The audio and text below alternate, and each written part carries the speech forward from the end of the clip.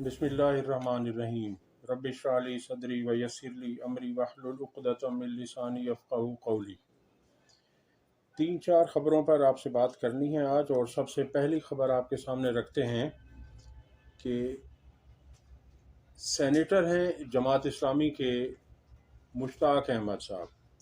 मुश्ताक अहमद ने ट्वीट करते हुए लिखा उर्दन के मुतालिक, क्योंकि आपके जहन में होगा कि उर्दन वो इस वक्त तक वो वाहिद इस्लामी मुल्क है जिसने खुलकर इसराइल का साथ देने का ऐलान किया है, और वो खुलकर ईरान की मुखालफत कर रहा है, क्योंकि उर्दन की रियासत जो है उसके बॉर्डर्स ईरान के साथ मिलते हैं, और उर्दन शाह से ज़्यादा शाह का वफादार बन गया है, और उसने इसराइल से खुल्लम खुल्ला कहा है कि मैं ईरान से आने वाले तमाम ड्रोन्स मैं रोकूंगा। पहले उसने वहाँ रोका, चूँकि उर्दन में अमरीकी अड्डे भी मौजूद हैं, और इस तरह से उर्दन ने वहाँ पर ईरान से जाने वाले ड्रोन्स काफ़ी हद तक गिराए।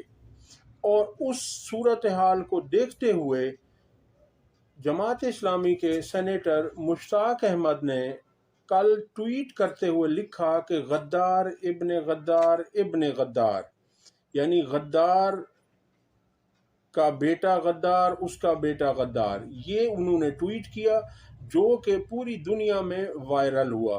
और इस ट्वीट को देखते हुए बलूचिस्तान हुकूमत के साबिका तर्जुमान जान अचकज़ई ने उन्हें गिरफ्तार करने का मुतालबा कर दिया। अब हमारे मुल्क पाकिस्तान में इस हद तक बात बढ़ गई है कि कोई ट्वीट भी नहीं कर सकता। उसके मुतालिक भी ऐसा है कि जैसे यहाँ बादशाहत हो। और जान अचकज़ई साहब, मेरा ख्याल है कि पिछली तमाम हुकूमतों में ये रहे हैं, अब भी ये शायद अपने ओहदे को लेना चाहते हैं वापस, और इसलिए ये इस हद तक गिर गए हैं, और ये हमेशा से टाउट रहे हैं कि ये अब इस बात का मुतालबा कर रहे हैं कि सेनेटर मुश्ताक अहमद को गिरफ्तार किया जाए। अगली खबर आपके सामने रखते हैं। रऊफ हसन तहरीक इंसाफ के सेक्रेटरी इतलात हैं। उनका कहना है कि ज़िमनी इंतखाबात के बाद काजी फायज़ ईसा की मुद्दत मुलाजमत में तोसी का बिल सामने आ जाएगा। अब पहले मैं आपके सामने रखता हूं कि बिल है क्या चीज़। बिल एक ड्राफ्ट है, a draft of a proposed law presented to parliament for discussion, यानी एक प्रोपोज्ड लॉ है, एक कानून जो बनाकर उसको रखा जाता है कि जी इस तरह से हम ये कानून पास कराना चाहते हैं, तो उसके ऊपर फिर पार्लियामेंट में बहस होती है। अब इन्होंने काजी फायज़ ईसा को तौसी देनी है, तो आइन में तरमीम करनी पड़ेगी। ये सिंपल अक्सरियत से नहीं हो सकती, तो आइन में तरमीम करनी है, और आइन में तरमीम के लिए हुकूमत के पास 2/3 अक्सरियत का होना लाजमी है, और 2/3 अक्सरियत के लिए इनके पास 224 सीटें होना ज़रूरी हैं, यानी 224 नशिस्तें अगर हुकूमत और उसके इत्तेहादियों की हो जाती हैं, तो फिर ये आइन में तरमीम कर सकते हैं, और फिर ये जिस तरह चाहें, जिसको चाहें तोसी दे सकते हैं। अब इस 224 नंबर के फिगर को पूरा करने के लिए ये पहले दिन से इन कोशिशों में लगे हुए हैं, क्योंकि ये इनके माइंड में पहले से चल रहा था कि हमने काजी फायज़ ईसा को और 2-3 और भी इंतहाई अहम एक्सटेंशनें इन्होंने देनी है।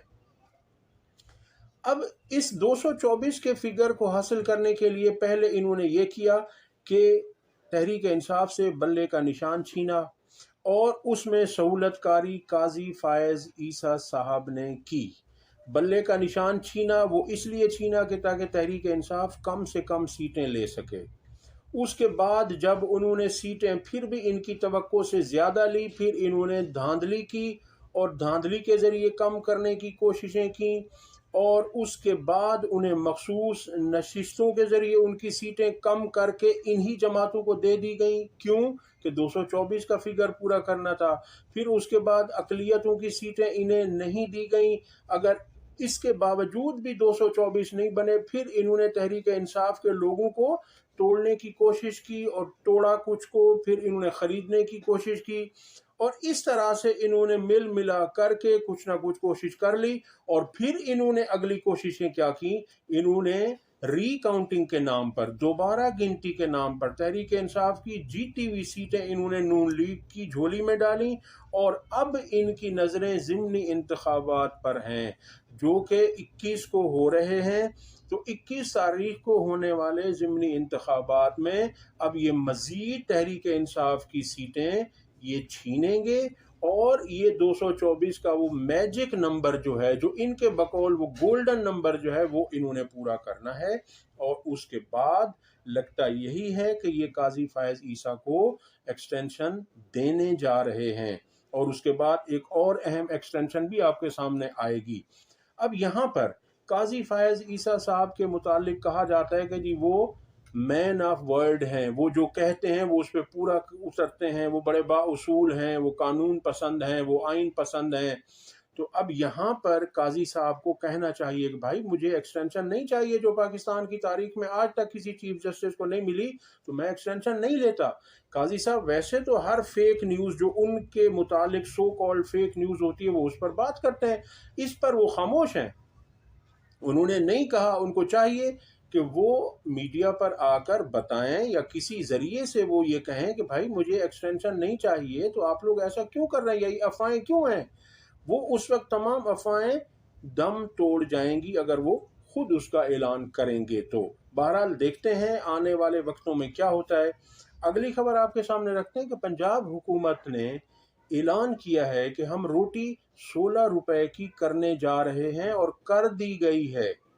उनका ये ऐलान था कि 20 रुपए से 16 रुपए यानी 4 रुपए एक रोटी की कीमत में कमी की गई है।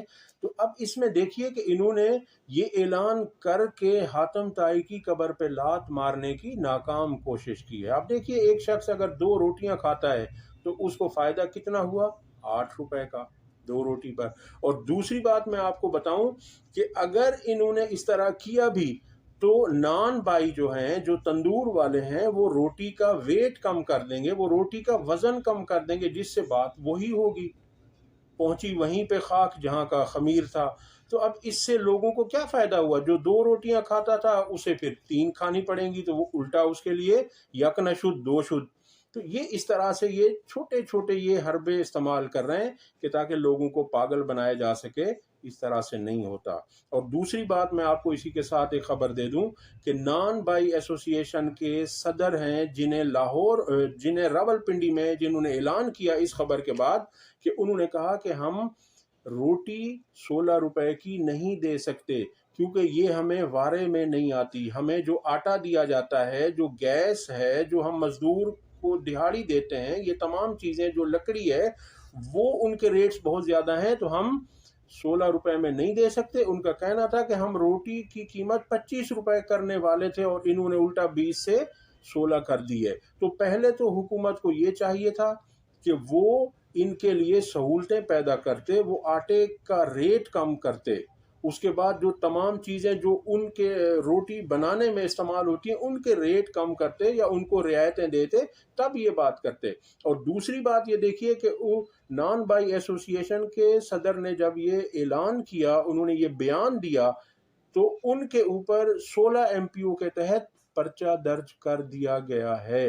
अब यहाँ ये हालत हो गई है कि कोई शख्स बात भी ना करे, यहाँ पर कोई अगर बयान भी दे दे हुकूमत के खिलाफ तो उस पर एफआईआरें दर्ज हो जाती हैं। अब देखते हैं कि आगे क्या होता है। अब तक के लिए इतना ही, अगली वीडियो तक अल्लाह हाफिज।